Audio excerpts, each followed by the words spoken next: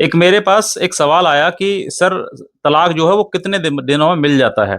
तो ये कोई सवाल पूछने वाला नहीं है कि कितने दिनों में मिल जाता है, क्योंकि सवाल ये नहीं है कितने दिनों में मिल जाता है, सवाल ये है कि आप अपनी बात को कितनी स्ट्रांग तरीके से न्यायालय में रख सकते हैं, कितनी सच्चाई से आप अपनी बात को रखकर प्रूव कर सकते हैं। जिस दिन आपने प्रूव कर दिया अपनी बात को, उस दिन आपका तलाक हो जाएगा। अब इसमें समय साल लग जाए, 2 साल लग जाए, 3 साल लग जाए, कितना भी समय लग सकता है, इसमें इस समय की कोई सीमा नहीं है।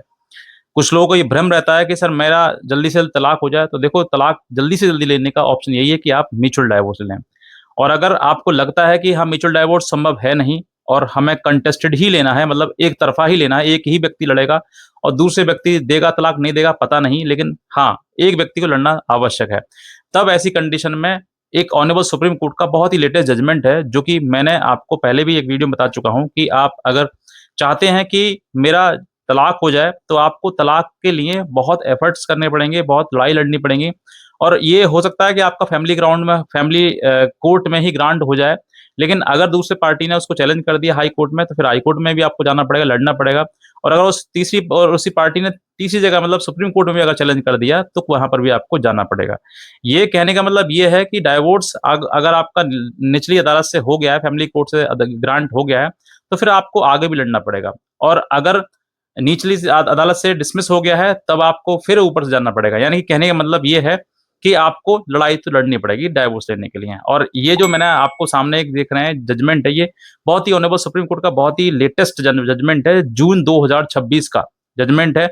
और इस जजमेंट में स्पष्टली ये कहा गया है कि जो लोग काफी सालों से अलग रह रहे हैं, दूर रह रहे हैं, और इनमें कोई मन में कोई प्रेम, कोई मिलाप कुछ नहीं है, कोई संबंध नहीं है, सब सभी संबंध जो खत्म हो चुके हैं, अब सिर्फ और सिर्फ मतलब डॉक्यूमेंटेशन रिश्ता रह गया है, और सिर्फ मुकदमेबाजी हो रही है और कुछ इनका उद्देश्य नहीं है।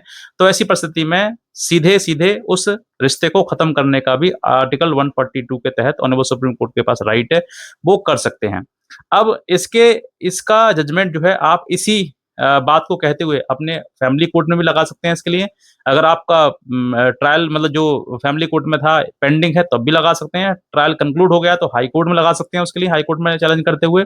और अगर हाई कोर्ट में चल रहा है, पेंडिंग है, तो वहां पर भी आप लगा के फाइल करके आप भी बता सकते हैं साहब ऑनरेबल सुप्रीम कोर्ट ने इस साइटेशन में, इस जजमेंट में ये बात कही गई है और इस आधार पर मुझे डाइवोर्स दिया जाए।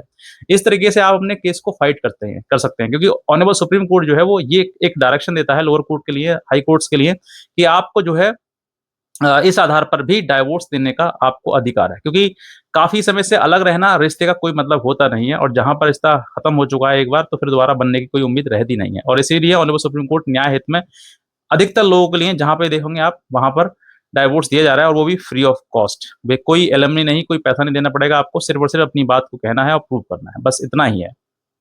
अगर आप इस जजमेंट की कॉपी चाहिए, दिए हुए नंबर पर आप संपर्क करते हैं, मैं आपको जजमेंट की कॉपी भी प्रोवाइड कर दूंगा।